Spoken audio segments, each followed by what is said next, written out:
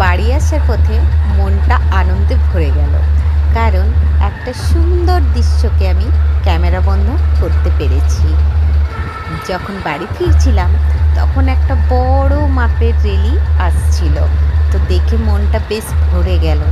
আর চারিদিকে শোনাই পড়ছে জয় শ্রীরাম, জয় শ্রীরাম, জয় শ্রীরাম ধ্বনিতে একদম আকাশ, বাতাস, পাতাল, মর্ত সব যেন একদম গুঞ্জে উঠছে। তাই ভাবলাম এত সুন্দর দৃশ্যটা তোমাদের সাথেও শেয়ার করি।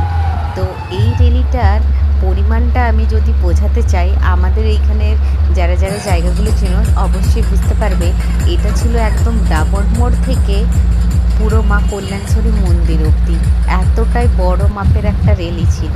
তো খুব ভালো লাগছিল রেলিটা দেখতে, আমিও প্রচণ্ড এনজয় করেছি রেলিটাকে। আর এই ভিডিওটা নেওয়ার জন্য আমাকে গাড়ি থেকেও নামতে হয়েছে, তার জন্য একটু বকা খেয়েছি ঠিকই, কিন্তু এত সুন্দর একটা দৃশ্য তোমাদেরকে উপহার দিতে পেরেছি, এই জন্য আমার মনটা খুবই আনন্দিত।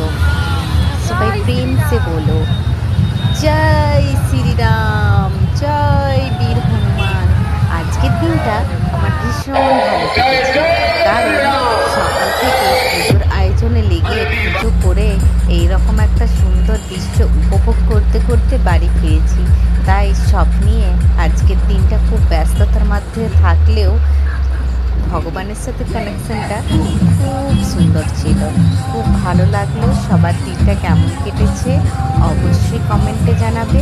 সবাইকে রামনবমীর অনেক অনেক শুভেচ্ছা ও ভালোবাসা। আর সবাইকে শেষে একটাই কথা বলবো, শুভ রামনবমী, জয় শ্রীরাম, জয় বীর হনুমান। সবাই খুব খুব এনজয় করো, ভালো থেকো, সুস্থ থেকো, পরিবারের সাথে খুব আনন্দ করো। এর বেশি আর কিছু বলবো না, রেলিটা একটু শুনে নিও তোমরা। রাধে রাধে।